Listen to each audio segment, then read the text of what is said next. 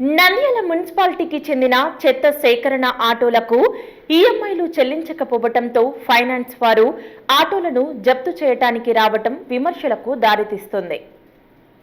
గత వైసీపీ ప్రభుత్వ పాలనలో ఇంటింటా చెత్త సేకరణ కోసం రాష్ట్ర వ్యాప్తంగా ఆటోలను ఏర్పాటు చేశారు. ఆటోలను నిర్వహించడానికి డ్రైవర్లకు సంబంధిత మున్సిపాలిటీ జీతాలు చెల్లించేది. కానీ ఆటో నిర్వహణకు రిపేర్లు చేయటానికి ఎటువంటి నిధులు కేటాయించలేదు.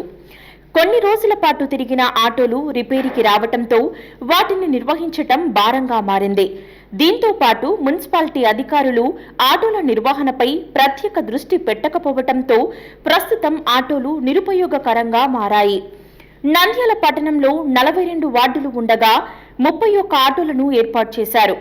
ఈ ఆటోల నిర్వహణ భారం కావటంతో వాటిని మున్సిపల్ కార్యాలయ ఆవరణంలో నిలిపివేశారు. గత 16 నెలలుగా ఆటోలను అందించిన ఫైనాన్స్ కంపెనీకి ప్రతి నెలా చెల్లించాల్సిన కంతులు ఈఎంఐలు చెల్లించకపోవటం చర్చనీయాంశంగా మారింది. దీంతో ఫైనాన్స్ నిర్వాహకులు ఆటోల కోసం మున్సిపల్ కార్యాలయం చేరుకొని అధికారులతో చర్చించారు.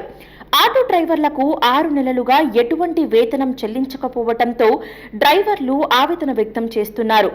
31 ఆటోలపై 32,88,000 రూపాయలు బకాయి ఉందని తెలిపారు.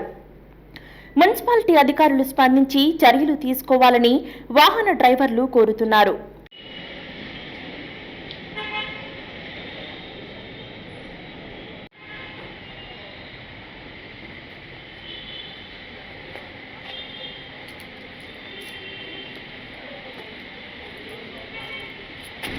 మేము మున్సిపాలిటీ బండ్లకు డ్రైవర్లం, మాకు జీతాలు రావాలి.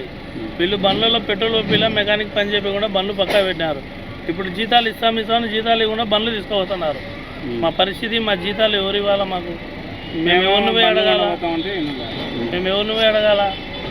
ఎన్ని నెలల నుంచి జీతాలు ఇవ్వాలా మీకు? ఇప్పటికైతే 16 నెలలు, 17 నెలలు రన్నింగ్. వర్క్ చేసింది 7 నెలల జీతాలు ఇవ్వాలా? వీళ్ళు మెకానిక్ పనులు చెప్పకుండా పెట్రోల్ పంపింగ్ నిలబెట్టి పక్కా పెట్టినారు. మేమేం డ్రైవర్లను చేస్తామన్నాం. ఏజెన్సీ వాళ్ళు డబ్బులు ఏంది మా తప్ప, మా జీతాలు లేదు, ఏం లేదు. ఎవరు అడగాల? ఈ ఎండీ చూస్తే ఎక్కడో ఉన్నాడు, అతను ఫోన్ ఎత్తాడు, రెస్పాన్స్ పోగలరు. వీళ్ళ కాడ వేడితే మీ ఎండీ ఏజెన్సీని అడగండి అని వీళ్ళు అంటారు. పని ఏమో చేయాలంటారు. ఎవరు ఇస్తారు? మా పెండింగ్ జీతాలు ఇవ్వాలి కదా. వెహికల్స్ తీసుకెళ్తాం, మా పెండింగ్ జీతాలు మాకు ఇవ్వాలా?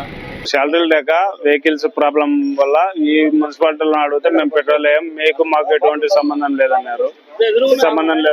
మళ్ళీ పని అయితే గంట కష్టం చేరి అది ఇది అని గంటకొకటి వచ్చి చెప్పడం అయితే పనులు అయితే చెప్తారు. కానీ శాలరీ అడిగితే మీకు మీ ఏజెన్సీని అడగండి, మాకైతే సంబంధం లేదంటారు. 16 నెలలు రావాలి జీతాలు. కనీసం పిఎఫ్ డబ్బులు తీసుకుందామని డిజిటల్ సైన్ లేను. కనీసం మా డబ్బులు మేము తీసుకునేకపోతే చాలా ఇబ్బంది పడుతున్నాం.